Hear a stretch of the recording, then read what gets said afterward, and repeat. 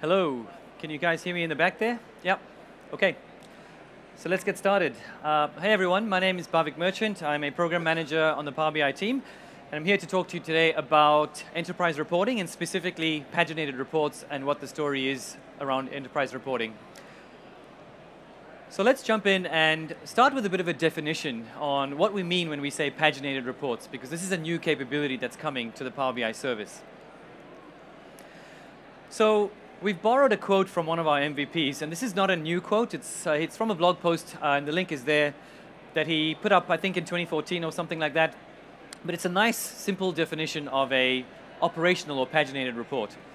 So he talks about how they're designed to provide information we need, and I think that is the main distinction of a paginated report or operational report as opposed to an analytical report or interactive report. So, you know, when you look at Power BI today, it was really designed around data exploration and data analysis. You bring data together, you publish some stuff, you change slices and filters and so on, you can drill up and drill down, and you find insights, right? So it's about exploration and asking more questions and having a lot of interactivity. So, you know, a lot of the time, you don't know the information you need, and you can explore and find stuff. Whereas with operational reports, like the examples that I have up here, you know, you've got invoices and account statements and things like that. And you know, and financial examples are some of the best examples of paginated reports. They're produced regularly. They need to be pixel perfect. They're designed to be printed. And they provide you with information that you know you needed. I want an invoice. Well, I kind of know what I want there. So let's actually take that a bit further and define operational reports or paginated reports with a bit more characteristics. So some of these I mentioned already.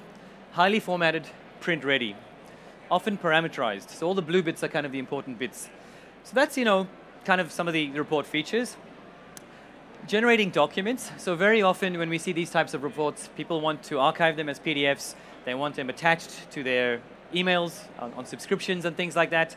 So now we're talking about some of those enterprise features around scheduling and delivery. Multiple formats and destinations, which I already mentioned. Embedding into other applications. So yes, it's great to have these reports living in a portal or a server somewhere, but it's also nice to be able to embed them inside your own applications because you want a single place to get the data that you want, not necessarily send users to another location to get that information. We also have things around administration and security, right? So whenever you have an enterprise platform, auditing, security, usage, you want to be able to see that stuff and control that stuff. Okay, so we've defined kind of some of the major characteristics of these paginated reports. So to take that a little bit further, I think two examples here. The same picture I had before, contrasted to a typical Power BI report. You can see there's a lot more visual stuff in there. It's built to be analytical. As you know, Power BI, if you don't know it, you know, you could click on any of those charts. They would cross-filter each other. You might have other filters there. It's very explorative. So I'm going to say that even though the example on the left, the paginated report, it doesn't have much graphical content, you will have pretty good graphical capabilities in your paginated reports. Okay, so it's not like we only expect you to be doing lots and lots of tables of text. So let me now start talking about paginated reports in the context of Power BI. So first I have to ask a question. Is anybody here not familiar with SQL Server Reporting Services? So everybody here knows about it, right? Or some people not sure. Okay. So if you're familiar with that product, a lot of those features and characteristics I talked about should have reminded you about SQL Server Reporting Services because all that stuff is what SQL Server Reporting Services does today. And that's the same as our Power BI Report Server box product. And I'll talk about that in a second. But I wanted to just look at the vision. So I said this section is about how does paginated reports fit into the Power BI ecosystem. The guys on the left here, if you want to, maybe there's a few free seats there. Maybe I won't be in your way. Yeah.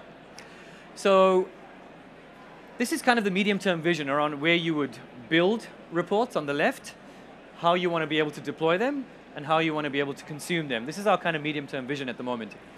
So what we're doing with this paginated report capability is take SQL Server Reporting Services and bring those capabilities to the cloud inside Power BI. And it's going to be a new report type. And that's why we're calling it paginated reports. So you have your classic Power BI reports that we're used to, your analytical reports, and now we will have paginated reports living alongside them. Okay. So those familiar with SSRS, which is kind of most of you, you know that there's two ways of building SSRS, SQL reports right now. You use Visual Studio, or SSDT, or you can also use Report Builder, which is slightly more, well, it's aimed more at your business user or power user as opposed to your hardcore developer. But the capabilities of both products are the same in terms of report features. Okay, so the medium-term vision is we're going to keep the Report Builder tool because it works and it supports the same format that we want. And that's an important point. The RDL format that SQL Reporting Services uses today is the exact same format that Power BI in the cloud is going to be using.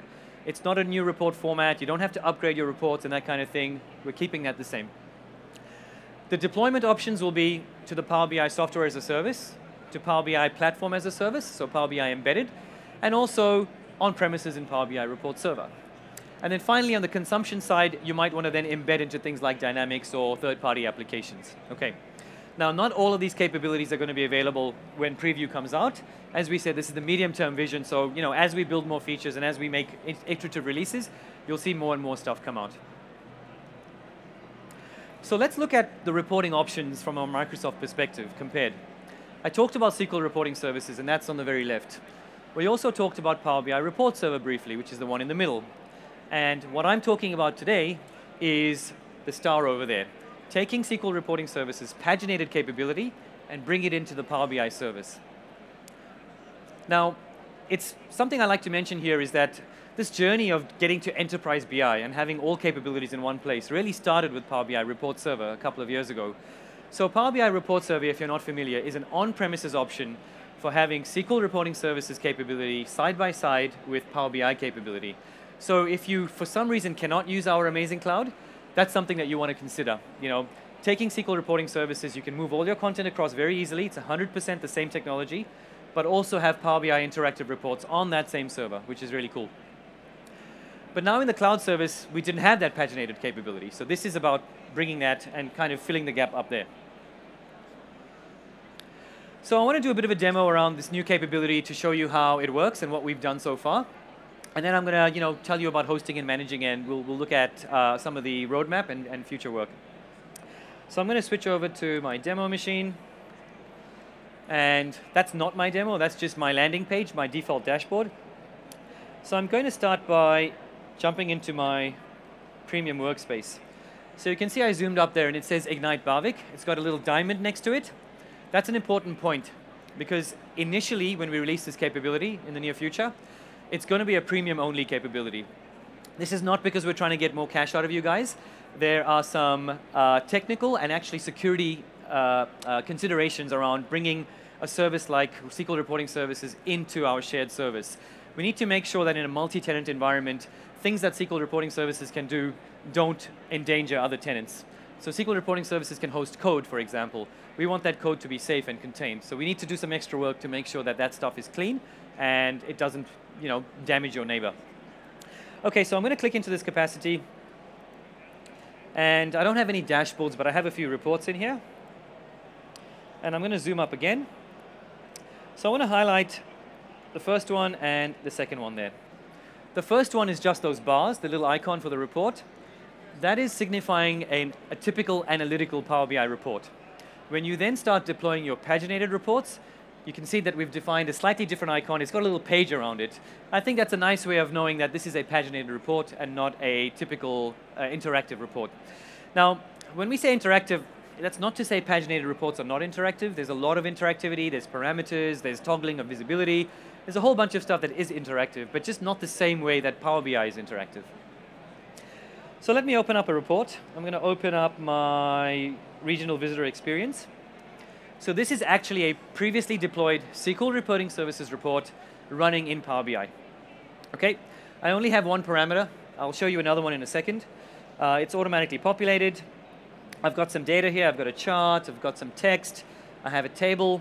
But I want to highlight that up here, that section above the line is my header. This is going to repeat on every page. And it's a typical feature of paginated reports, right? If I scroll to the bottom, I've got a report-generated timestamp. I've got a page number. These are typical things we want on paginated reports because they're often designed to be printed. And once I print something, well, when was it printed, right? How fresh is this data? It's really important. So I'm going to now use some of my controls. And before I jump in there, these are the controls that you would see in your SQL Reporting Services or Power BI report server. But what the team has done an amazing job on is actually integrating that with the Power BI look and feel. So it looks like Power BI, it feels like Power BI, but it's SSRS capability, right? And that's another important point I want to make.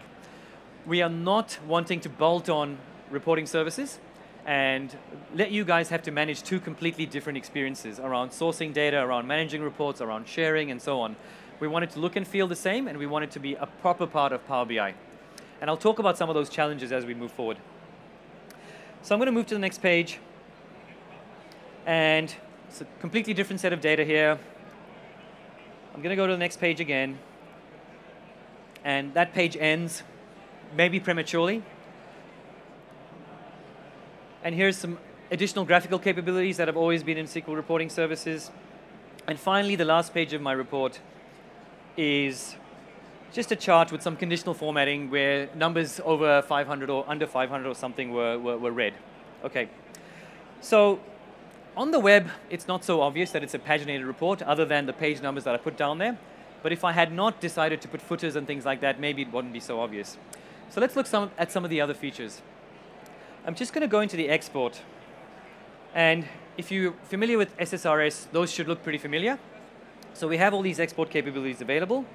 I'm going to choose one of the most commonly used one, which is PDF. So hit the button, wait a few seconds, and this is going to generate me my PDF. So I'll open that up in my PDF viewer, and I'll zoom out a bit. And now you can see those pages kind of, better in a paginated layout as they've been exported. Okay. Now with the web, with this technology, like SSRS has had before, it is possible to have my web reports go down and scroll further beyond my page break, because that's a much more optimal experience sometimes for the web, and that is controllable. We have something called interactive size that lets you change that. Okay, so I've done an export. It shows you how we've got, a nice paginated report. And I just want to reiterate the point that when I designed this report, I specifically laid out everything in a pixel-perfect manner.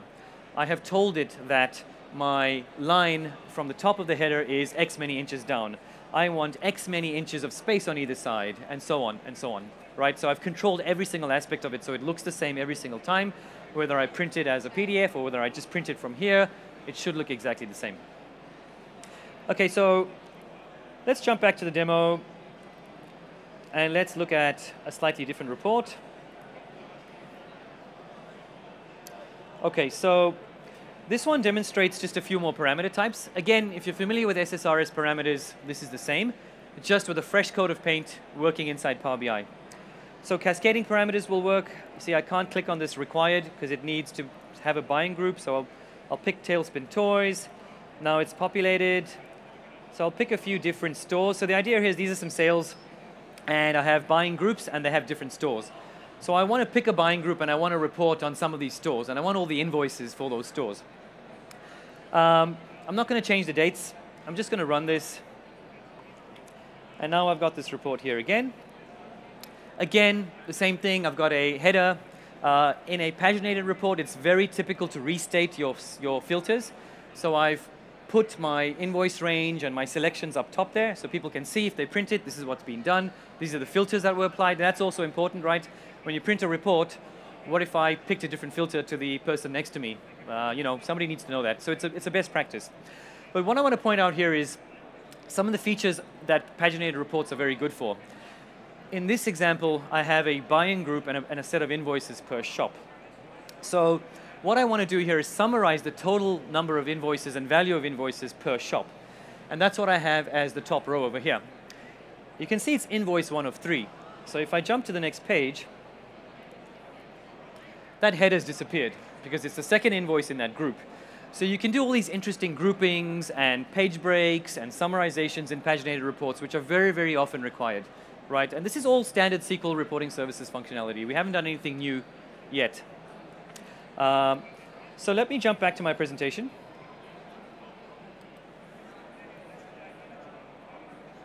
Okay, so we had a bit of a demo. Let's talk about where you can host this and manage it.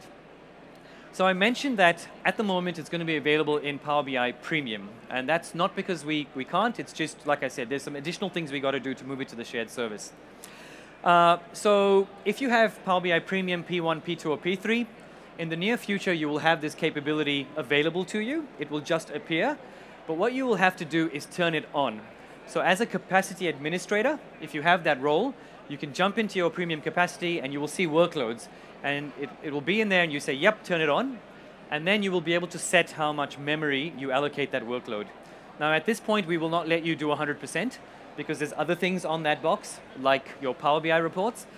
But bear in mind that in future there are other workload capabilities coming to premium, like the common data service and data flows. So what we're going to give you is some control around how much can I allocate each of these services based on my workload. And obviously you're going to want some metrics associated with that so you can get some decisions, some informed decisions. Now the reason we have the A4, A5, A6 there at the bottom is those are Azure SKUs of Power BI. But if you don't have access to a premium capability, it's a very easy way to actually deploy the same capability and test it out without having to buy a premium and commit to a long-term commitment. Because a P1 starts at about $5K a month at retail price. That might be a bit much if you just want to play with this. So, yeah, just bear in mind you have that other option available. And once again, we have our recommended allocated memory there. So I want to finish up by talking about our initial release and what's going to happen after that. So in the initial release, which we're targeting this year, you will see most of the core report features supported, and that could change very soon to pretty much all features supported. In fact, some of our engineers are right here in front, and they're working on those things. Maybe not right now, but kind of, in this time period. From a data source perspective, we're looking at SQL on-premises and Azure. We're looking at analysis services on-premises and Azure too. For on-premises sources, you will need to go through your Power BI gateway. The same way Power BI on the cloud right now talks to on-prem sources, the exact same gateway with the same type of configuration. So this is, again, another point around that story that we are not trying to do something totally different. How can we leverage Power BI features that already exist to make SSRS in the cloud work nicely and feel like the same product? Okay, so that's kind of what we're going to release soon. After the initial release, the next thing I think that will come pretty soon is expanded data source support. Obviously, SSRS already supports other types of data sources, right? OLEDB, it's got Oracle, blah, blah, blah. There's a bunch of connectors in there. So we're going to support more of those connectors as we iterate. But I think the one I want to highlight the most is we are going to be opening up Power BI data sets to SQL Reporting Services reports, right? And that's, I bet the question was on a few of your minds, and I saw somebody getting excited there, so thanks. Look, for me, that's a logical thing. If we have this amazing capability in Power BI to source data, use Power Query, mash it up, transform it, then mash it up in our modeling area, and then enrich it with DAX expressions and so on, can't I just reuse that same logic, that same model and data in another report type? That's what we're going to be enabling soon. That gives you the one source of truth, but the ability to then have different report types of that source of truth based on the requirement that you have. Then some of the other features that we're going to be working on are some of those enterprise level features that are already in SQL Reporting Services. So stuff like subscriptions, which is one of the most highly used features in SQL Reporting Services. People love to just set up a data-driven subscription with different groups, different delivery formats, and so on. Caching with refresh and snapshots, that's another feature in SQL Reporting Services. But the reason these are kind of lower down this list is we need to be very careful around how we deploy those features in Power BI.